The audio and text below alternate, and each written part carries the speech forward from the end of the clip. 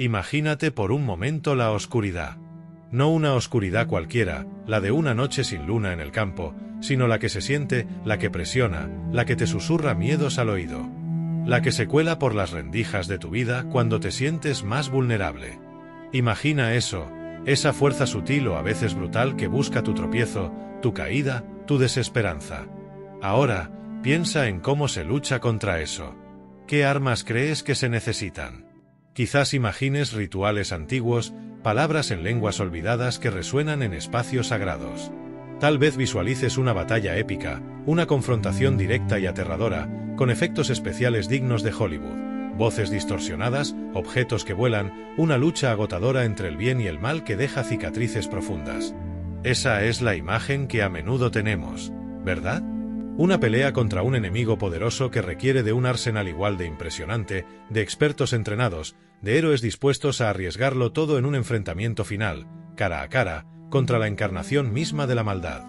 Es una imagen fascinante, dramática, que captura nuestra imaginación porque nos hace sentir que, si el mal es así de tangible, la forma de vencerlo también debe serlo, épica y clara. Nos da una especie de confort perverso saber que la batalla es monumental, porque eso justifica la dificultad, justifica el miedo. Nos gusta pensar que se necesita algo extraordinario para vencer a un enemigo extraordinario. Y entonces, te encuentras con la historia de un hombre del que se dice que venció al mal. Y no solo lo venció, sino que lo hizo de una forma tan notoria que se le conoce como el exorcista que venció al mal. Su nombre es San Benito de Nursia. Inmediatamente, tu mente, condicionada por todo lo que has visto y oído, conjura esas imágenes que acabamos de describir, el monje ascético, sí, pero enfrentándose a demonios con gritos en latín, con agua bendita salpicando en el aire, con una voluntad de hierro puesta a prueba hasta el límite en duelos espirituales dignos de una película de terror. Eso es lo que el título sugiere, ¿verdad? Un gran combatiente, un exorcista legendario. Pero, ¿y si te dijera que todo eso, o al menos la parte más visual y esperada de eso, es una distracción? ¿Y si te dijera que San Benito de Nursia, a quien la historia le otorga ese título casi de superhéroe espiritual, en realidad nunca practicó un exorcismo en el sentido que tú y yo entendemos hoy, o incluso como se entendía en rituales más formalizados de su época? Sí, has oído bien. La figura venerada como el gran exorcista podría no haber encajado en absoluto en el molde que tú esperas. Esto puede sonar polémico, incluso contradictorio con el título mismo de nuestro encuentro hoy. Puede que te provoque una reacción de escepticismo, de decepción quizás. ¿Cómo es posible? ¿Es solo una leyenda exagerada? ¿Un malentendido histórico? ¿O hay algo más profundo, algo que hemos pasado por alto por buscar siempre lo espectacular? Esta afirmación, lo sé, te deja con una pregunta inmediata, una que probablemente ya está resonando con fuerza en tu cabeza. Si San Benito no usaba los métodos que esperamos, si no se dedicaba a los ritos dramáticos contra el mal personificado, entonces, ¿cómo demonios, permíteme la ironía, lo venció? ¿Cómo ganó esa reputación? ¿Cuál era, entonces, su verdadera arma, su verdadera estrategia en esta guerra invisible? Y la respuesta a esa pregunta es donde reside la verdadera intriga, porque lo que descubres es que su manera de combatir el mal era tan simple, tan fundamental, que es precisamente por eso que a menudo la ignoramos por completo en nuestras propias vidas. Buscamos la complejidad, la técnica secreta, el ritual poderoso, cuando la clave quizás siempre estuvo a nuestro alcance, envuelta en la aparente simpleza que, paradójicamente, nos cuesta más aplicar. ¿Qué es esa arma simple? ¿Es algo material? ¿Es una idea? ¿Es un gesto? Es tan simple que roza lo absurdo a nuestros ojos modernos, acostumbrados a soluciones tecnológicas y procedimientos complicados. ¿Podría ser que hemos estado mirando en la dirección equivocada todo este tiempo, buscando fuera lo que él encontró dentro, o en lo más básico? Aquí, ahora mismo, estás parado en el umbral de comprender una forma de enfrentar la oscuridad que es radicalmente diferente a la que te han contado las historias y las películas. Es una forma que no depende de tus capacidades especiales o de tu conocimiento esotérico, sino de algo mucho más fundamental, algo que, si lo integras, podría transformar tu propia batalla diaria contra las fuerzas que intentan desviarte, desanimarte o destruirte. Te prometo que, a lo largo de este recorrido, vamos a desentrañar esta aparente contradicción. Vamos a explorar por qué a San Benito se le dio ese título, si no era por los métodos que esperas. Vamos a descubrir cuál era esa arma simple que utilizaba. Y lo más importante, vamos a ver por qué su lucha, sus victorias y sus herramientas son increíblemente relevantes para ti, aquí y ahora, enfrentando los desafíos y las tentaciones de tu propio tiempo. Esto no es solo historia antigua, es una hoja de ruta potencial para tu propia vida. Pero para poder apreciar la profundidad y el poder de su método, para entender cómo un hombre pudo vencer al mal de una forma que desafía nuestras expectativas, primero debemos conocer al hombre mismo. ¿Quién era este tal Benito antes de convertirse en el sabio abad, el taumaturgo, la figura central del monaquismo occidental y el proclamado exorcista? ¿De dónde vino? ¿Qué lo llevó por este camino tan poco convencional? ¿Qué lo formó antes de que empezara a enfrentarse a esa oscuridad de la que tanto hablamos? Porque la historia de cómo venció al mal no empieza en el enfrentamiento, empieza mucho antes, en las decisiones que tomó, en el camino que eligió, en la persona que se estaba convirtiendo. Y es ahí, precisamente, donde comienza nuestra búsqueda de respuestas. Debemos retroceder en el tiempo, antes de los milagros, antes de las reglas, antes de la fama. Debemos ir a sus inicios para entender el origen de su fuerza. Recuerda que te has quedado con una pregunta flotando en el aire. Si San Benito no era el exorcista cinematográfico que quizás imaginabas, si su arma contra el mal era algo simple que pasas por alto, entonces, ¿quién era él antes de todo esto? ¿Qué lo llevó a la senda donde encontraría esta manera única de luchar contra la oscuridad? Para entender eso, debemos viajar en el tiempo, hasta un mundo que, en algunos aspectos cruciales, no es tan diferente del tuyo. Nos situamos en la Italia de principios del siglo VI, en una época de enormes cambios. El poderoso Imperio Romano, ese coloso que parecía eterno, se desmoronaba a su alrededor. No era solo una caída política o militar, era, para muchos, el fin de un mundo, una época de incertidumbre, de barbarie creciente, de estructuras sociales y morales en colapso. En medio de este caos, estaba Roma. La ciudad eterna, sí, pero en aquel entonces, para un joven de una familia noble como Benito, representaba algo más que ruinas gloriosas. Era el centro de una vida que él pronto encontraría vacía y perturbadora. Imagina la Roma de entonces, quizás no con el esplendor de siglos pasados, pero aún un foco de actividad, de búsqueda de placeres, de intrigas. Una sociedad donde, bajo una fina capa de civilización, bullía la corrupción, la ambición desmedida y una superficialidad que dejaba poco espacio para lo trascendente. Piensa en ello. ¿No te suena un poco? Esa sensación de que el mundo a tu alrededor, a pesar de su progreso tecnológico o sus comodidades, a veces carece de un propósito profundo, de que las personas persiguen lo efímero, lo que brilla pero no nutre el alma. Esa sensación de decadencia moral, no necesariamente en grandes crímenes, sino en la erosión silenciosa de valores que antes parecían sólidos. Benito, siendo un joven con una educación prometedora, enviado a Roma para estudiar, experimentó esto de primera mano. Vio lo que el mundo ofrecía a alguien de su posición y lo encontró insuficiente, vacío, peligroso, incluso, para el tipo de vida que él intuía que debía llevar. Y aquí viene una decisión que, vista desde tu perspectiva moderna, podría parecerte radical hasta el extremo, quizás incluso cobarde o ilusa. Con solo unos 19 o 20 años, imagina a alguien de esa edad hoy, con todas las opciones, presiones y distracciones a su alcance, Benito tomó una elección drástica. Decidió dar la espalda a todo. Dejó atrás sus estudios, su herencia potencial, su futuro socialmente previsible. Huyó de Roma. No en busca de otra ciudad, no para unirse a un ejército o a una corte. Huyó para esconderse.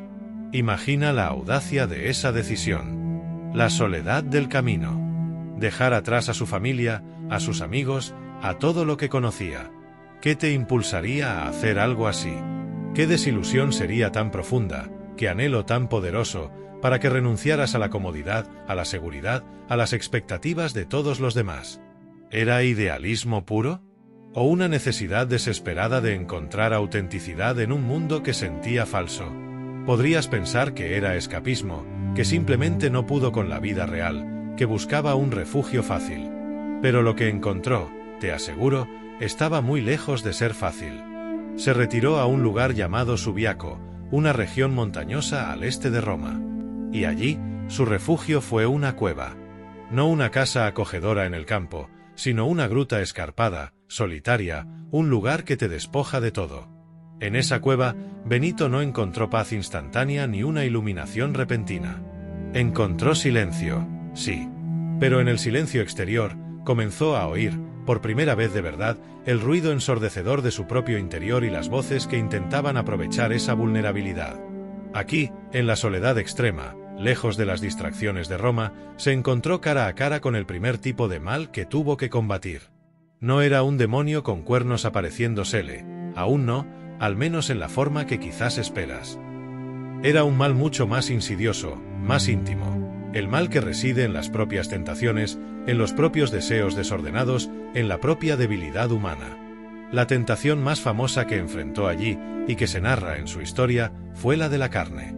Estando solo, en la quietud de la cueva, los recuerdos de la vida que había dejado atrás, de las posibilidades mundanas, quizás de alguna persona que conoció, asaltaron su mente con una fuerza abrumadora.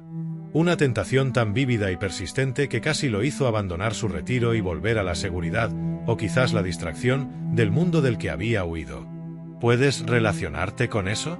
Esos pensamientos que te asaltan cuando intentas concentrarte en algo elevado, esos deseos básicos que parecen sabotear tus mejores intenciones. ¿Es solo biología? ¿Es la mente jugando trucos? ¿O es algo más, una fuerza externa que usa tus propias inclinaciones contra ti? La historia de Benito sugiere que él lo experimentó como un ataque real. Junto a esto, estaba la tentación del desaliento, el deseo de renunciar. La cueva era dura, la soledad aplastante. ¿Valía realmente la pena todo este esfuerzo? ¿No sería más fácil volver a Roma, pedir perdón y seguir el camino preestablecido, aunque lo encontrara vacío? Esta es otra forma sutil del mal, la que te susurra que no eres lo suficientemente fuerte, que tu ideal es inalcanzable, que es mejor conformarse. La tentación de la mediocridad, disfrazada de realismo. ¿Cómo respondió a estas primeras embestidas, a este primer contacto con el mal en su forma más personal e interna? Su respuesta fue tan radical como su huida. Se apoyó en la oración, en la conexión con aquello que consideraba superior a él, buscando fuerza fuera de sí mismo. Y recurrió a una práctica que para muchos hoy suena incomprensible, incluso dolorosa: la mortificación. La historia cuenta que, en un momento de tentación especialmente fuerte, se desnudó y se arrojó sobre un zarzal o unas ortigas para infligirse dolor físico y así apagar el fuego de la tentación que lo consumía por dentro. Es una imagen chocante, ¿verdad? ¿Necesario? ¿Efectivo? ¿O una forma extrema de lidiar con impulsos naturales? Podrías argumentar que simplemente estaba redirigiendo su enfoque, usando el dolor físico para dominar la mente. O podrías verlo como una batalla espiritual literal, usando medidas extremas contra un ataque que sentía como una amenaza existencial. Él encontró en esta lucha deliberada, en esta negación del placer fácil y la comodidad, la forma de afirmar su voluntad contra la tentación. Fue su primera gran victoria contra el mal, no en el mundo exterior, sino dentro de sí mismo. Aprendió a dominar sus propias inclinaciones, a decir no a aquello que lo desviaba de su propósito. Pero, aquí es donde la siguiente pregunta surge inevitablemente y te impulsa a seguir adelante. San Benito, en su cueva, aprendió a luchar contra su propio mal, contra las tentaciones y debilidades inherentes a la condición humana. Se hizo fuerte en la soledad, dominando su mundo interior a través de la oración y el sacrificio. Pero si él, como dijimos al principio, no se dedicaba a los exorcismos tradicionales, ¿cómo fue que pasó de esta lucha íntima y personal contra el mal dentro de sí mismo a enfrentarse a fuerzas oscuras externas, a una malicia pura que buscaba activamente destruirlo a él y a otros físicamente, o sabotear su obra en el mundo exterior? ¿Cómo dio el salto de la batalla interna en la cueva a la confrontación abierta con fuerzas que parecían manifestarse en el plano físico? Hemos visto cómo San Benito, en la soledad de su cueva en Subiaco, aprendió a librar su primera gran guerra, la batalla interna contra sus propias debilidades, contra las tentaciones que lo asaltaban con la fuerza de un enemigo visible. Consiguió un dominio sobre sí mismo que pocos alcanzan, forjando una voluntad de hierro a través de la oración y la renuncia. Pero te quedaste preguntándote, ¿cómo pasa de esa lucha personal y silenciosa a enfrentar fuerzas oscuras que se manifiestan en el mundo exterior, buscando hacer daño activamente, física o espiritualmente? Bueno, la respuesta es que su fama, irónicamente, lo sacó de esa soledad. Otros hombres, inspirados por su ejemplo o quizás desesperados por encontrar un camino en ese mundo convulso, comenzaron a buscarlo. Querían aprender de él, vivir bajo su guía. Y así, Benito, sin proponérselo activamente, empezó a formar una comunidad. Pequeños grupos de monjes surgieron a su alrededor en la zona de Subiaco. Uno de estos grupos, de un lugar llamado Vicovaro, había perdido a su abad y habiendo oído hablar de la santidad y sabiduría de Benito, le rogaron que fuera su líder.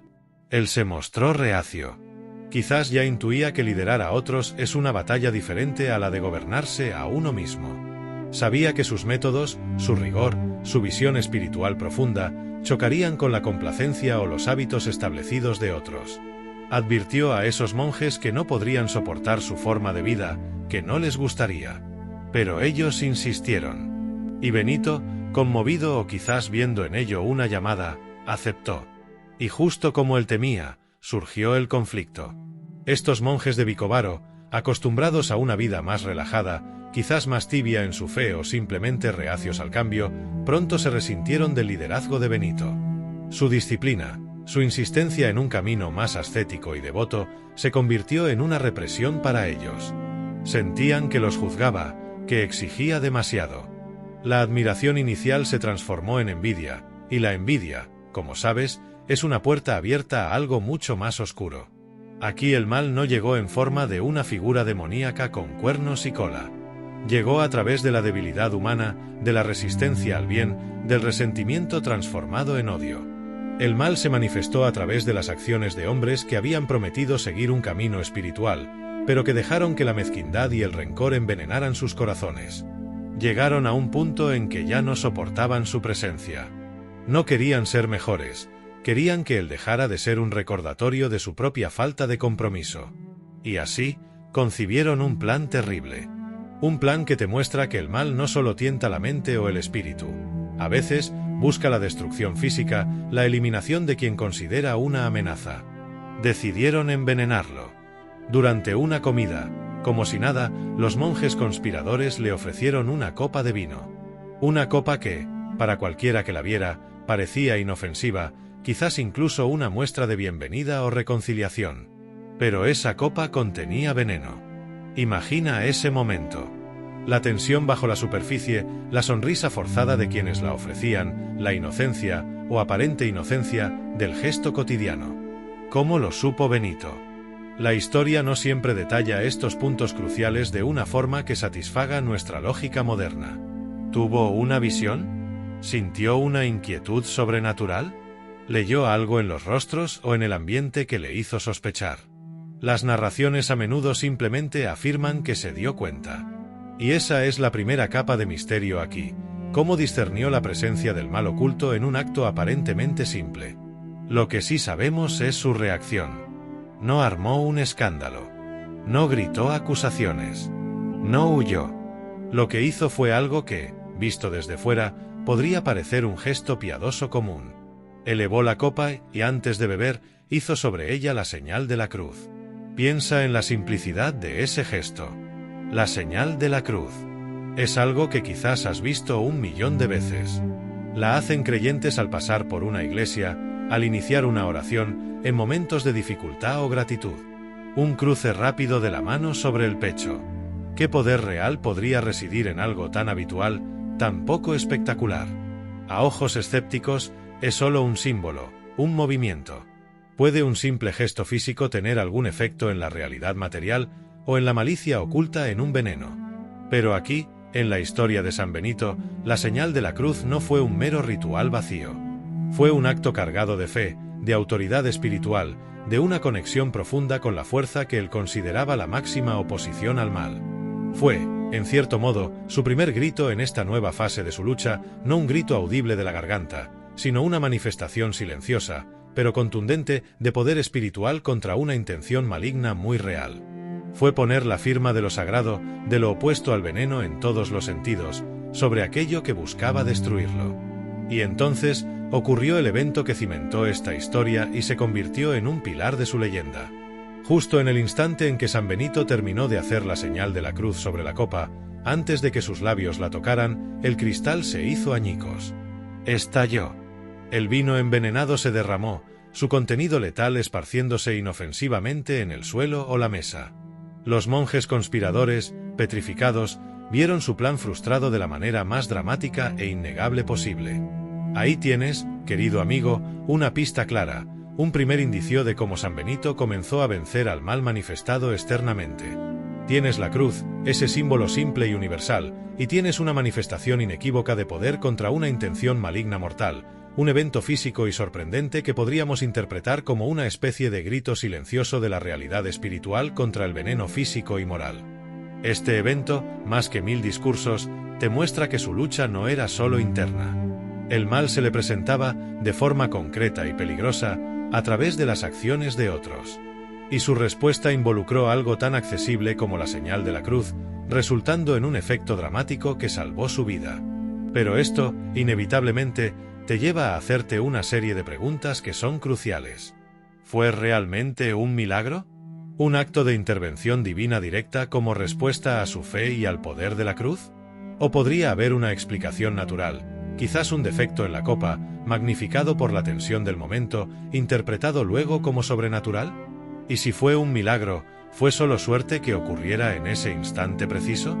¿O hay algo intrínseco en ese gesto simple, en la propia señal de la cruz, que el mal, en sus diversas formas, no puede soportar, algo que activa una protección o un poder que va más allá de la mera psicología? Y la pregunta que más me inquieta, y que quizás a ti también, si la señal de la cruz, ese gesto tan simple, acompañado de fe, tenía este poder tan increíble para frustrar un intento de asesinato, ¿por qué el mal no fue erradicado del mundo con solo ese gesto? ¿Por qué San Benito tuvo que seguir luchando? ¿Por qué tú y yo seguimos viendo la maldad en el mundo y enfrentando tentaciones y ataques en nuestras propias vidas, si una herramienta tan simple y poderosa está a nuestra disposición? ¿Es que el mal que él enfrentaba era diferente? ¿O es que su lucha contra el mal no se limitaba a estos enfrentamientos dramáticos, sino que se libraba en un campo de batalla mucho más amplio y constante, un campo que quizás no te has planteado? ¿Te quedaste pensando en esa copa envenenada, en la simpleza del gesto de la cruz y en la explosión que frustró el ataque? Te preguntas si fue un golpe de suerte, si el poder está solo en el símbolo, y por qué, si es tan sencillo, el mal sigue campando a sus anchas. La respuesta a esa inquietud, a por qué un simple gesto no erradicó la maldad del mundo, es que la verdadera lucha de San Benito, y quizás la tuya, no se libra solo en esos momentos dramáticos y puntuales que dan para buenas historias o películas. Esa confrontación en Vicovaro fue un síntoma, una manifestación del mal, no la raíz misma contra la que él dirigió su principal esfuerzo. Piensa de nuevo en el mundo de San Benito, ese que abandonó en su juventud. Un mundo no solo amenazado por guerras y desórdenes políticos, sino minado por dentro. Era una época de inestabilidad crónica, donde la educación y el conocimiento se perdían, donde las estructuras sociales se desmoronaban, donde la moralidad se volvía laxa y el propósito vital se diluía. El mal, en ese contexto, no era solo una entidad externa que atacaba, era también el caos que se instalaba en la vida de las personas y en la sociedad. Era la ignorancia que impedía discernir el bien del mal, la pereza que impedía hacer el esfuerzo necesario para la virtud, el orgullo que aislaba a los individuos y los hacía impermeables a la guía superior o a la vida en comunidad. Este, querido amigo, era el verdadero campo de batalla de San Benito. No solo los demonios personales que tentaban al ermitaño o los conspiradores que intentaban envenenarlo. Era la marea creciente de desorden, desesperanza y egoísmo que amenazaba con sumergir todo lo bueno, todo lo noble, todo lo sagrado. La verdadera victoria no podía lograrse con un solo gesto, por muy poderoso que fuera ese gesto en un momento dado. La verdadera victoria requería construir un antídoto duradero contra las condiciones que permitían que el mal prosperara. Y eso es precisamente lo que hizo San Benito, y es la respuesta a tu pregunta sobre por qué la señal de la cruz no bastó para acabar con todo. Su respuesta no fue solo reaccionar ante los ataques, sino construir. Construir un estilo de vida, un orden interno y externo que fuera intrínsecamente hostil al mal. Y ese orden tomó forma en lo que hoy conocemos como la regla de San Benito. Piensa en la regla no como un libro de normas aburridas, sino como un manual de construcción para un refugio espiritual en medio de la tormenta, un plano para edificar una vida y una comunidad resiliente contra el caos. San Benito, con una sabiduría práctica asombrosa, entendió que para combatir un mal que se manifiesta en la desintegración, necesitas crear integración. integración del cuerpo y el alma, de la oración y el trabajo, del individuo y la comunidad. La regla es famosa por su lema, que quizás has oído, ora et labora, oración y trabajo. Pero es mucho más que una simple división del día. Es una filosofía de vida, una estrategia contra la pereza, esa enemiga del alma según la propia regla que deja la puerta abierta a todo tipo de tentaciones y pensamientos destructivos. Mantener la mente y el cuerpo ocupados en actividades significativas, ya sea rezando, leyendo, cultivando la tierra o copiando manuscritos, es una defensa fundamental contra el vacío que el mal aprovecha. El trabajo dignifica, la oración conecta. Ambas, entrelazadas, fortalecen el espíritu y la voluntad. Pero la regla va más allá de la ocupación. Es una guía para la vida en comunidad, basada en principios que son, en sí mismos, armas contra el egoísmo, la división y el orgullo. Piensa en la obediencia que pide la regla, una obediencia al abad y a la propia regla. En un mundo que glorifica la rebeldía constante y ve toda autoridad como opresión, esto suena polémico, ¿verdad? ¿Cómo puede la obediencia ser una virtud, un arma contra el mal? La perspectiva benedictina, y cristiana en general, es que el orgullo, la autosuficiencia que se niega a aprender o a ceder, es la raíz de muchos males. La obediencia, entendida no como sumisión ciega, sino como la disposición humilde a escuchar, a aprender, a ceder la propia voluntad por un bien mayor, la vida en comunidad, la búsqueda de Dios, es el antídoto directo contra ese orgullo destructivo. Es un ejercicio constante de poner el yo en su lugar, de reconocer que no tienes todas las respuestas y que necesitas la guía, la corrección y el apoyo de otros y de una sabiduría que te trasciende. Considera también la humildad. La regla de San Benito dedica un capítulo entero a los 12 grados de humildad. Esto no es autodenigración, es una comprensión realista de uno mismo, un reconocimiento de las propias limitaciones y una dependencia de una fuerza superior. Frente a la constante presión moderna por proyectar una imagen de éxito, de infalibilidad, de superioridad, la humildad benedictina es radical. Es un escudo contra el autoengaño y contra la envidia que carcome las relaciones humanas. El orgullo te aísla y te hace presa fácil del mal. La humildad te conecta con la realidad, con los demás y con lo divino. Y la estabilidad, la promesa de permanecer en la comunidad elegida hasta la muerte. En un mundo que te impulsa a estar en constante movimiento, a cambiar de trabajo, de lugar, incluso de relaciones, en cuanto surge una dificultad, la estabilidad benedictina es una contracultura absoluta. Es la decisión consciente de enfrentar los problemas dentro de un marco, de trabajar a través de las dificultades comunitarias e individuales en lugar de huir de ellas. Esta perseverancia es una resistencia directa contra el mal que busca la deserción, el desaliento y el desarraigo. Te obliga a cultivar la paciencia, la tolerancia y el compromiso, virtudes que fortifican tu carácter contra las tentaciones de la fuga y la irresponsabilidad. Así, te das cuenta de que el milagro de la copa fue solo una pequeña batalla ganada. La guerra se libraba en el día a día, en la construcción de un alma ordenada y una comunidad disciplinada. La regla de San Benito es su gran antídoto contra el mal, porque crea las condiciones en las que el mal tiene dificultades para echar raíces. Donde hay oración constante, el vacío se llena con la presencia de lo sagrado. Donde hay trabajo honesto, la pereza retrocede. Donde hay humildad y obediencia, el orgullo y la rebeldía pierden su poder. Donde hay vida en comunidad, el egoísmo y el aislamiento son desafiados constantemente. La respuesta a por qué la simple señal de la cruz no erradicó el mal es porque el mal no es solo el veneno en una copa o una tentación aislada. Es también el desorden interior y exterior, la falta de propósito, el ego descontrolado. Y contra eso, la verdadera defensa es un estilo de vida completo, un orden interno y externo construido sobre cimientos espirituales sólidos. La cruz es poderosa, sí, pero su máximo poder se manifiesta en una vida que ya está alineada con aquello que la cruz representa: sacrificio, amor, redención, victoria sobre el pecado y la muerte. La regla proporciona ese marco de alineación.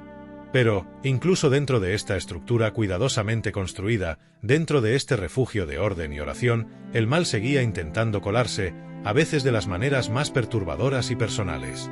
A pesar de la regla, a pesar de la disciplina, los monjes bajo el cuidado de San Benito no estaban inmunes a sufrir ataques que parecían ir más allá de la simple tentación o la debilidad humana.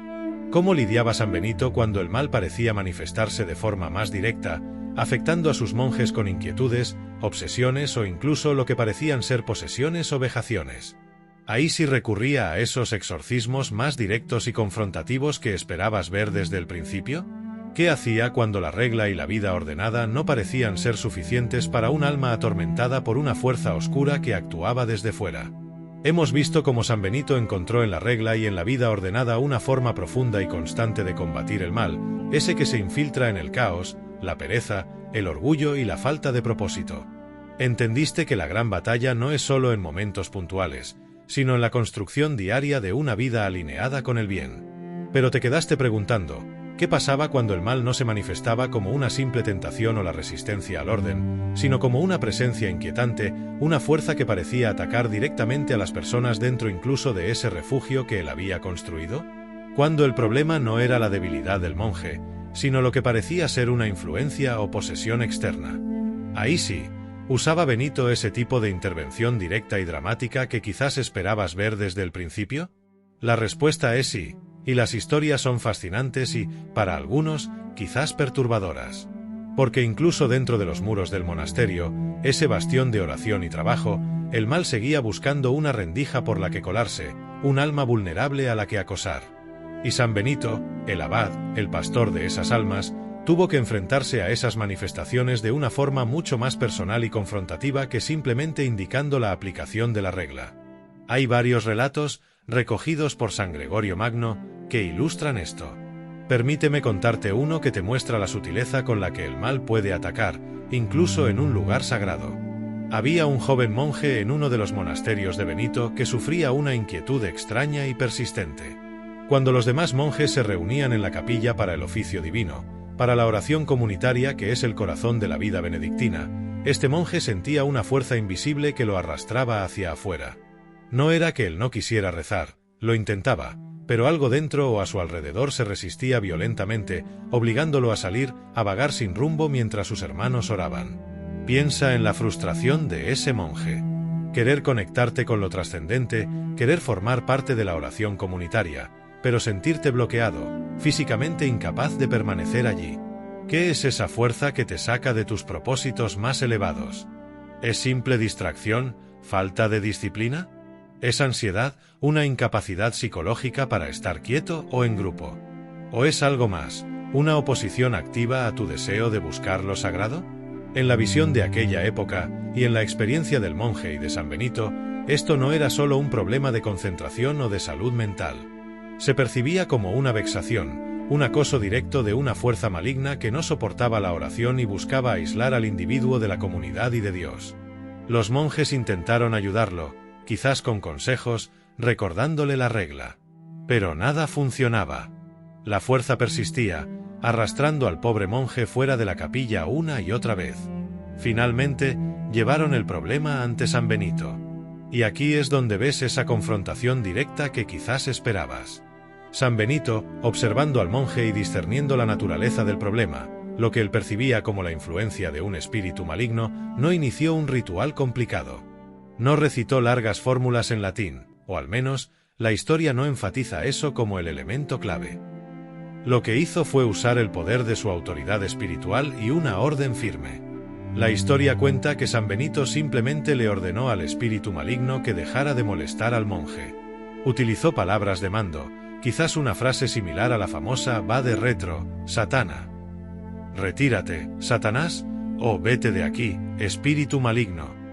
Fue un grito literal, una palabra imperativa dirigida a una entidad que consideraba real y presente. No fue una súplica, no fue una negociación. Fue una orden, pronunciada con la autoridad que él sentía que le asistía. Y el efecto fue, según la narración, inmediato y liberador. Desde ese momento, el monje quedó libre de la inquietud y la fuerza que lo expulsaba, y pudo unirse a la oración comunitaria sin dificultad. ¿Ves? Aquí sí que hay una confrontación directa, una orden, algo que se acerca más a la idea popular de un exorcismo, pero despojado de gran parte del ceremonial que asociamos con él. Hay otro relato similar que te muestra esta misma autoridad ejercida sobre algo que parecía físico pero estaba impedido por una fuerza maligna. Los monjes estaban construyendo, intentando mover una piedra enorme para una de las edificaciones del monasterio. Era una tarea difícil, pero la piedra se sentía inexplicablemente pesada, como si estuviera anclada a la tierra por una fuerza invisible. Los monjes se esforzaban, pero no podían moverla. Sintieron que algo, o alguien, estaba impidiendo su trabajo, un impedimento malicioso que buscaba frustrar la construcción del monasterio, esa misma antídoto físico y espiritual contra el caos. Atribuyeron la resistencia a la acción de un demonio. Llamaron a San Benito. Él llegó, vio la situación y, de nuevo, su respuesta fue simple y directa. Hizo la señal de la cruz sobre la piedra. En algunas versiones, también pudo haber pronunciado una orden o una oración corta. Y, al instante, la piedra, que antes era inamovible para varios hombres, se volvió ligera y pudo ser movida fácilmente por uno solo. Estos ejemplos te muestran, querido amigo, que la lucha de San Benito contra el mal no se limitaba a la construcción pasiva de virtud a través de la regla. Cuando el mal se manifestaba de forma activa y personal contra los individuos o contra la obra de la comunidad, él intervenía directamente. Usaba una orden firme, la invocación de una autoridad superior a través de la oración o la señal de la cruz, o simplemente la fuerza de su presencia santificada. Es una confrontación directa, sí, un grito literal o simbólico contra la oscuridad. Ahí tienes la respuesta a la pregunta que te planteaste al final del capítulo anterior. Sí, a veces había una confrontación directa, una orden, una intervención que se parecía más a lo que podrías considerar un exorcismo. Pero, y aquí está el matiz crucial que diferencia a San Benito de la imagen popular, no era un ritual complejo estandarizado que cualquiera pudiera realizar siguiendo unos pasos. Era una manifestación de su autoridad espiritual, de su unión con Dios, de la santidad que había cultivado a través de la oración, la mortificación y la obediencia a lo divino. Era su ser quien actuaba, más que una técnica aprendida. Esto nos lleva a la siguiente y quizás más profunda pregunta: ¿de dónde venía exactamente esa autoridad? ¿Qué le daba a San Benito, un hombre que había huido del mundo y vivido en una cueva, el poder para reprender al mal con solo una palabra, un gesto o su presencia? ¿Era algo inherente a él, un don especial? ¿O era algo que cualquiera podría adquirir? Y si esa autoridad era tan potente, tan eficaz para liberar a las almas y vencer resistencias, ¿por qué, como parte de su legado, no se centró simplemente en enseñar a sus monjes y seguidores a gritarle al diablo con esa misma autoridad?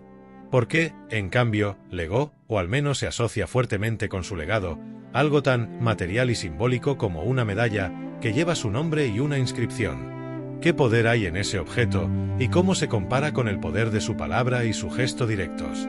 Hemos viajado desde la soledad de la cueva de San Benito, donde luchó contra sus propios demonios internos, hasta los muros del monasterio, donde enfrentó manifestaciones externas del mal, liberando monjes y frustrando ataques con una palabra, un gesto, con lo que hemos llamado su autoridad espiritual. Te quedaste preguntando de dónde venía esa autoridad tan singular, que le daba el poder para reprender al mal de forma tan simple pero efectiva, y por qué, si tenía ese poder, su legado más tangible en la lucha contra el mal es algo tan común y a veces mal entendido como una medalla, en lugar de un manual sobre cómo hacer exorcismos directos. Para entender esto, debemos hablar precisamente de esa medalla, la medalla de San Benito. Es, quizás, el símbolo más universalmente reconocido asociado a él, un objeto que millones de personas en todo el mundo llevan consigo, cuelgan en sus hogares o en sus coches, buscando protección, especialmente contra el mal. Pero, ¿qué es exactamente y qué representa realmente? Es importante aclarar un detalle histórico que puede generar cierta controversia o al menos afinar nuestra comprensión. La medalla tal como la conoces hoy, con todas sus intrincadas letras y símbolos, no fue diseñada por San Benito mismo en el siglo VI. Su forma actual se consolidó muchos siglos después, especialmente a partir del siglo XVII. Sin embargo, los elementos que contiene y la asociación de San Benito con la cruz y la protección contra el mal se basan directamente en los eventos y la espiritualidad de su vida que hemos estado explorando, desde el signo de la cruz sobre la copa envenenada, hasta la orden dada a las fuerzas que perturbaban a sus monjes. La medalla es, por así decirlo, una destilación, un compendio visual y textual de su poder sobre el mal, tal como se entendió y vivió a lo largo de los siglos basándose en sus acciones. No es un amuleto mágico antiguo que él creó, es un sacramental reconocido por la Iglesia que encapsula su legado de lucha espiritual. Ahora, examinemos lo que hay en esta medalla, porque cada letra y cada símbolo te habla directamente sobre la fuente de su autoridad y su método de combate. En un lado, el más conocido, verás una cruz grande, la misma cruz que hemos visto aparecer en los momentos clave de su enfrentamiento con el mal. Alrededor de esta cruz y en sus brazos hay una serie de letras. En los brazos verticales de la cruz lees CSSML, Crux Sacra Sit Mihi Lux. Esto se traduce del latín como que la Santa Cruz sea mi luz. Piensa en esto. No es que la cruz me dé poder o que la cruz me proteja mágicamente. Es una oración, una afirmación de fe. La cruz es la fuente de iluminación, de discernimiento en la oscuridad, la guía en el camino. La autoridad de Benito no venía de sí mismo, venía de la luz de la cruz, de Cristo crucificado y resucitado. En los brazos horizontales lees NDSMD, Non Draco Sit Mihi Dux. Esto significa que el dragón no sea mi guía. ¿Quién es el dragón? En la tradición bíblica y cristiana, el dragón es un símbolo del diablo, de Satanás. Esta frase es una renuncia explícita, una declaración de independencia de la influencia del mal. Contrastala con la anterior. Eliges la luz de la cruz como guía, rechazando la oscuridad del dragón. La autoridad de Benito se manifestaba en su absoluta y total adhesión a la luz y su rechazo a la oscuridad. En los ángulos de la cruz a menudo hay 4 letras, CSPB. Estas significan Crux Sancti Patris Benedicti, Cruz del Santo Padre Benito. Esto enlaza la cruz universal con él, San Benito. Sugiere que la cruz fue central en su vida, la fuente de su santidad y por lo tanto, de su autoridad espiritual. Es como decir, esta es la cruz que él llevó, la cruz que le dio poder. Y rodeando toda la cruz, encuentras una inscripción más larga, generalmente comenzando en la parte superior y recorriendo el círculo. De un lado, lees VRSNSMV, a veces con variaciones menores. Esto es, Vade retro Satana, nunquam suade mihi vana. Retírate, Satanás, nunca me tientes con tus vanidades. ¿Te suena familiar? Vade retro, Satana son las palabras que, según los evangelios, Jesús le dijo a Pedro cuando éste intentó disuadirlo de su camino hacia la cruz, Mateo 4 y 23, identificando esa tentación como satánica. Y son muy similares a las palabras que el propio San Benito usó para reprender al espíritu que molestaba al monje que no podía rezar. Aquí tienes el grito literal de vuelta, grabado en el metal, pero ahora entendido como una repetición de las palabras de Cristo, no solo como una invención de Benito. La autoridad para gritarle al mal viene, en última instancia, de la autoridad de Cristo mismo, de quien San Benito era un siervo fiel. La segunda parte, nunca me tientes con tus vanidades, se conecta con la lucha inicial de Benito en la cueva, el rechazo a los atractivos vacíos del mundo. La otra parte de la inscripción circular reza SMQV, Sunt mala wa elivas, ipse venena vivas. Lo que me ofreces es malo, bebe tú mismo el veneno. Aquí tienes una referencia directa al episodio de la copa envenenada. Es una declaración de desafío contra el mal, usando la misma imagen del veneno que intentó matarlo. Es una especie de contramaldición, un rechazo enérgico de las obras del mal y un deseo de que el mal se destruya a sí mismo con su propia ponzoña. Y en la parte superior, a menudo entre VRS y NSMV, o en la parte inferior, a veces lees la palabra Pax, paz. La paz es el fruto de esta lucha, el objetivo final de la vida benedictina y de la victoria sobre el mal. En el reverso de la medalla suele estar la imagen de San Benito sosteniendo la cruz y un libro, su regla, y a veces un cuervo con pan, otra historia de veneno evitado, y una copa rota. Entonces, la medalla de San Benito no es mágica. No es un amuleto que funciona por su material o por estar cargado de energía. Es lo que en la tradición cristiana se llama un sacramental. ¿Qué significa eso? Significa que es un objeto sagrado que la Iglesia bendice para disponer a los fieles a recibir la gracia de Dios y para protegerlos a través de la oración de la Iglesia y la fe de la persona que lo usa. Su poder no está en el metal, está en aquel a quien señala, Cristo en la cruz, en la intercesión de San Benito, el siervo fiel que demostró poder sobre el mal, y en la fe y devoción de la persona que lo lleva y reza las oraciones o vive según los principios que representa. Aquí tienes la respuesta a tu pregunta anterior. La autoridad de San Benito venía de su profunda y radical unión con Cristo, cultivada a través de la oración, la obediencia y la humildad, la esencia de la regla. Él no podía simplemente transferir ese nivel de santidad personal y la autoridad directa que conllevaba a cualquiera. En cambio, su legado nos ofrece un sacramental que simboliza esa autoridad, la cruz de Benito, Invoca el poder de Cristo y la intercesión de San Benito a través de las oraciones grabadas en él y recuerda al portador los principios de vida, la regla implícita en Ora et Labora, Pax, que son la verdadera defensa contra el mal. La medalla es una herramienta tangible, un punto de contacto que te conecta con esa fuente de poder espiritual y con el ejemplo de alguien que venció al mal, activada por tu propia fe y la gracia de Dios. Es una forma de ponerte bajo el manto de su protección y de la protección de la cruz que él tanto amó. Hemos desgranado su historia, desde su huida del caos, pasando por su lucha interna, sus confrontaciones externas puntuales, la construcción de un antídoto a largo plazo, la regla, su autoridad para reprender el mal directo, y ahora, este símbolo tangible que legó o que le fue asociado, la medalla de San Benito, que encapsula la fuente de su poder y su estrategia contra el mal. La cruz es clave, su autoridad es clave, el orden de vida es clave, y la medalla es un símbolo y una herramienta que reúne todo esto. Pero ahora, con todo esto en mente, surge la pregunta que te toca más de cerca. ¿Cómo se conecta toda esta historia de un monje del siglo VI, de sus luchas, su regla, su autoridad y su medalla, con tu lucha contra el mal hoy, aquí, en el siglo XXI? ¿Cómo aplicas las lecciones de alguien que enfrentó envenenadores y demonios a los desafíos y tentaciones de tu propia vida moderna, a las sutiles o brutales formas en que el mal intenta afectarte hoy? ¿Es esta historia solo un relato inspirador del pasado, o contiene claves prácticas para tu propia batalla espiritual en un mundo que, a pesar de todos sus avances, sigue lidiando con la oscuridad? Hemos explorado el camino de San Benito, desde su huida del caos de su tiempo hasta la construcción de un oasis de orden a través de su regla, pasando por las confrontaciones directas con el mal y el legado de símbolos y sacramentales como la medalla.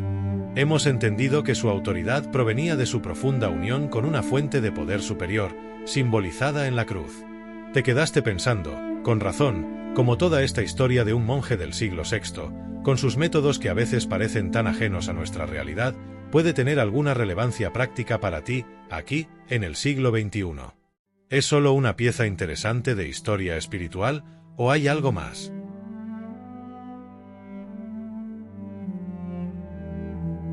La respuesta, querido amigo, y aquí respondo a tu pregunta directa del capítulo anterior, es que sus métodos y su lucha son, de hecho, atemporales. Son relevantes hoy, quizás más que nunca, precisamente porque apuntan a las raíces del mal, no solo a sus manifestaciones externas y cambiantes. El mal que él combatió en el siglo VI, bajo la apariencia de la decadencia romana, la barbarie o las tentaciones de la carne, es el mismo mal que te acecha hoy, aunque se disfrace con trajes modernos, con pantallas brillantes y con algoritmos sofisticados. Piensa en el impacto que tuvo su obra. En esa Edad Media a menudo llamada oscura, los monasterios benedictinos se convirtieron en faros de luz. No solo preservaron el conocimiento clásico en sus bibliotecas cuando el mundo exterior ardía en guerras y desorden, sino que también fueron centros de aprendizaje, de agricultura eficiente, de caridad, de hospitalidad. Proporcionaron islas de estabilidad, de propósito y de cultura en un mar de caos. La regla de San Benito no solo ordenó la vida de los monjes, indirectamente ayudó a reordenar y salvar fragmentos de la civilización occidental al proporcionar un modelo de comunidad funcional dedicada a algo más grande que la mera supervivencia o el poder. Argumentar que salvó la civilización puede sonar grandilocuente, incluso polémico para algunos historiadores, pero es innegable que fue una fuerza inmensa de orden y preservación en un tiempo de desintegración masiva. ¿Necesita tu mundo, hoy, quizás también islas de orden y propósito en medio de su propio tipo de caos y fragmentación? Ahora, mira a tu alrededor. ¿Cómo se manifiesta el mal hoy? Quizás no veas demonios paseando por la calle, o quizás sí, bajo formas que no reconocemos. Pero ves el mal en la desesperanza rampante, en la ansiedad paralizante que afecta a tantos, en la soledad autoimpuesta a pesar de estar hiperconectados. Ves el mal en la división que nos enfrenta constantemente, en la polarización que nos impide ver la humanidad en el otro. Lo ves en la corrupción sistémica, en la indiferencia ante el sufrimiento ajeno, en la búsqueda frenética de placeres vacíos que dejan un regusto de vacío aún mayor. Lo ves en la adicción, no solo a sustancias, sino a la validación externa, a las redes sociales, a la gratificación instantánea. Lo ves en la difusión deliberada de la mentira y la desinformación que siembra confusión y desconfianza. ¿No son acaso estas las mismas raíces del mal que San Benito identificó? La pereza, La incapacidad de hacer el esfuerzo para el bien, de buscar la verdad, de conectar de verdad con otros, se manifiesta ahora como la apatía digital, el scrolling infinito sin propósito. El orgullo se disfraza de activismo performativo o de búsqueda de influencia a toda costa. La ignorancia se convierte en la aceptación acrítica de cualquier titular sensacionalista. La discordia es el pan de cada día en los comentarios online y en el debate público. El deseo desordenado de la carne se amplifica y explota hasta límites insospechados por la industria del entretenimiento y la tecnología. Son las mismas batallas, con herramientas y campos de juego diferentes. Y aquí es donde las armas de San Benito, esas que te parecieron tan simples o quizás anticuadas, vuelven a cobrar una relevancia sorprendente para ti. Su lucha te muestra que la verdadera defensa contra este mal multifacético no está en dominar un ritual secreto o en adquirir superpoderes, sino en integrar en tu vida esos principios fundamentales que él vivió y codifié en su regla. La oración, ora, no tienes que pasarte horas en una capilla, a menos que quieras. Pero encuentras momentos en tu día para desconectar del ruido, para buscar una perspectiva más alta, para conectar con lo trascendente, con esa fuente de luz que la medalla simboliza. En un mundo que te asalta con estímulos constantes, dedicar tiempo deliberado a la reflexión, a la gratitud, a la súplica, es una resistencia activa contra el mal de la superficialidad y la desconexión. El trabajo, labora, ¿encuentras propósito en tu trabajo diario? ¿Lo haces con diligencia, ofreciéndolo como parte de tu contribución al mundo? Luchar contra la pereza hoy es resistir la tentación del entretenimiento sin fin, de la dilación constante, de la apatía profesional. Es encontrar dignidad en la tarea bien hecha, en construir algo, ya sea físico o intelectual, que contrarreste la tendencia a la destrucción o al conformismo. El orden. ¿Tienes alguna estructura en tu vida o te dejas llevar por el caos de las notificaciones, las urgencias autoimpuestas y la falta de prioridades? Crear orden en tus hábitos, en tu tiempo, en tu espacio mental, es una batalla contra la fragmentación que te vuelve vulnerable. La obediencia. A lo bueno no hablo de someterte ciegamente a cualquier autoridad. Hablo de la disciplina interna para decir sí a lo que sabes que es correcto, a tu conciencia, a los principios éticos o espirituales que reconoces como verdaderos, incluso cuando tu ego o el mundo te empujan en otra dirección. Es la obediencia a tu mejor yo, a la verdad, frente a la rebeldía egoísta que el mal explota. La humildad. En una cultura de autopromoción constante, la humildad es un acto revolucionario. Es reconocer que no lo sabes todo, que cometes errores, que necesitas a otros. Es un antídoto contra el orgullo que te ciega y te aísla. La cruz y la medalla no son amuletos, son herramientas. Son recordatorios constantes de la lucha, de la fuente de tu fuerza, la cruz de Cristo, de la intercesión de un campeón, San Benito, y de las verdades que te defienden, va de retro, Satana. Llevar la medalla, tenerla cerca, es un acto de fe consciente, un no visible y tangible a la influencia del mal, un sí a la protección divina y al camino de Benito. San Benito te enseña que la lucha contra el mal no es un evento aislado, sino un estado constante de ser, un estilo de vida. La regla es ese estilo de vida.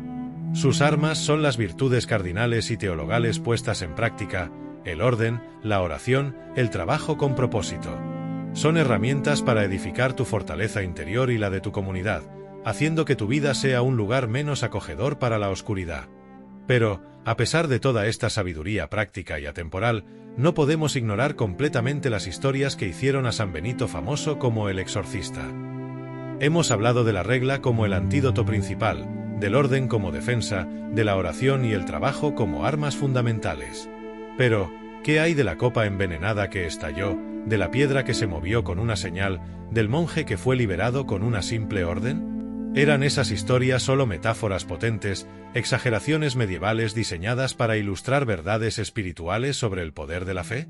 ¿O realmente experimentó San Benito confrontaciones directas, casi físicas, con fuerzas oscuras, tal como las describen las leyendas? Y si aceptamos, al menos como posibilidad, que tales ataques directos pueden ocurrir, ¿cómo puedes tú, en tu vida diaria, discernir la diferencia entre una tentación normal, un pensamiento negativo, un deseo egoísta, la pereza común que se combate con las herramientas de la regla? Oración, trabajo, orden, obediencia, y lo que podría ser un ataque directo. Una influencia externa maliciosa, que quizás requiera algo más cercano a esa cruz y grito de autoridad que él manifestó en momentos puntuales. ¿Cómo sabes cuando estás luchando contigo mismo y cuando estás enfrentando a un enemigo que busca tu destrucción desde fuera y cómo responder en cada caso? Hemos llegado al final de nuestro viaje, explorando la vida de San Benito de Nursia y su aparente contradicción, el hombre llamado el exorcista que venció al mal que, sin embargo, no encaja en la imagen convencional de un exorcista. Te quedaste preguntando, al final del capítulo anterior, si las historias más dramáticas de su vida eran pura leyenda o realidad, y cómo, en tu propia vida, podrías distinguir entre una simple tentación y un ataque directo del mal. Permíteme recapitular brevemente el camino que hemos recorrido.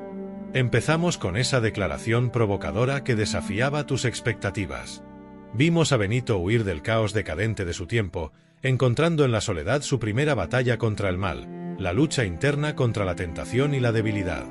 Descubrimos que el mal no tardó en manifestarse externamente a través de la malicia humana en Vicovaro, un ataque que él frustró con un gesto tan simple como la señal de la cruz. Esto nos llevó a entender que su principal campo de batalla no eran los demonios personales, sino el desorden, la ignorancia y la falta de propósito que él contrarrestó construyendo un estilo de vida y una comunidad basados en la regla, un auténtico antídoto contra el caos donde el mal prospera. Vimos cómo, incluso dentro de ese orden, el mal seguía intentando perturbar, y cómo Benito intervenía con lo que parecía ser una autoridad directa, una orden firme, un grito espiritual o literal que liberaba a quienes estaban afligidos. Exploramos esa autoridad y su conexión con el legado tangible de la medalla de San Benito, comprendiendo que su poder reside en ser un sacramental que apunta a la autoridad de Cristo en la cruz y a la intercesión de Benito, activado por tu fe. Y finalmente, vimos cómo los métodos de Benito, centrados en la oración, el trabajo, el orden y la virtud, siguen siendo herramientas atemporales para combatir el mal en sus manifestaciones modernas, las mismas raíces antiguas con caras nuevas. Ahora, ¿cuál es la respuesta definitiva a la pregunta inicial? San Benito de Nursia no fue un exorcista en el sentido de alguien que se dedicara principalmente a ritos de liberación como los que podrías ver en una película de terror. Su santidad, su profunda y radical unión con Dios, forjada en esa vida de oración, obediencia, humildad y trabajo, le confirió una autoridad espiritual extraordinaria. Esta autoridad era tan real y potente que le permitía influir no solo en su propio espíritu, sino también en las fuerzas del mundo material y sí, en las entidades espirituales malignas. Su exorcismo más poderoso, la forma principal en que venció al mal y le arrebató terreno, no fue un ritual aislado, sino la construcción de una vida, de una comunidad, de una forma de ser centrada en Dios y opuesta radicalmente al reino del caos, el egoísmo y la desesperanza. La regla de San Benito, aplicada en la vida diaria, es su gran arma contra el mal. Pero, ¿qué hay de las historias dramáticas? ¿La copa que estalla, la piedra que se mueve, la orden al espíritu maligno? Aquí llegamos a esa dualidad que mencionaste, esa tensión entre lo ordinario y lo extraordinario. Es cierto que a lo largo de los siglos, las leyendas tienden a embellecer, a amplificar los detalles para resaltar el mensaje espiritual. Algunas de esas historias pueden contener elementos simbólicos potentes que ilustran verdades más profundas sobre el poder de la fe y la autoridad espiritual. Un demonio impidiendo la construcción podría simbolizar la resistencia espiritual a hacer el bien, la copa envenenada, la malicia que busca destruir lo sagrado. Pero, y es un pero importante, la tradición y la fe de millones de personas a lo largo de la historia, basándose en estos relatos y en muchas otras experiencias, afirman que la lucha espiritual es, de hecho, real y que las fuerzas del mal no son solo conceptos abstractos. Afirman que a veces, bajo circunstancias que escapan a nuestra comprensión ordinaria, estas fuerzas pueden manifestarse de formas directas, tangibles, buscando activamente dañar, oprimir o desviar a las personas. San Benito, en esta visión, no solo luchaba contra las manifestaciones del mal en la sociedad y en el corazón humano, sino que ocasionalmente se enfrentó cara a cara, por así decirlo, con los agentes de esa oscuridad. Su título de exorcista, aunque no refiera a un ritual específico y estandarizado, honra esa percepción de que él poseía un poder singular sobre esas fuerzas. Esto nos devuelve a tu pregunta sobre el discernimiento. ¿Cómo sabes tú, hoy, si estás lidiando con una simple tentación, pereza, enojo, deseo impuro, desánimo común o con algo más, una influencia externa que busca perturbarte o atacarte? La línea no siempre es clara y a menudo se superponen. Requiere una mezcla de sabiduría antigua y prudencia moderna. No hay una fórmula mágica infalible y cualquiera que te ofrezca una debería ser visto con cautela. El discernimiento, como lo entendía un santo como Benito, se basa en: primero, el autoconocimiento honesto a la luz de la verdad. ¿Reconoces tus propias debilidades y patrones de tentación? ¿Eres honesto contigo mismo sobre tus motivaciones? Segundo, la oración constante y la conexión con lo divino. Es en la quietud de la oración donde a menudo se discierne la voz de lo bueno de la voz de lo que te desvía. Es pidiendo luz que se te revela. Tercero, vivir los principios de la regla. Una vida ordenada, humilde, trabajadora, enfocada en el bien, es en sí misma una forma de limpiar el canal para el discernimiento.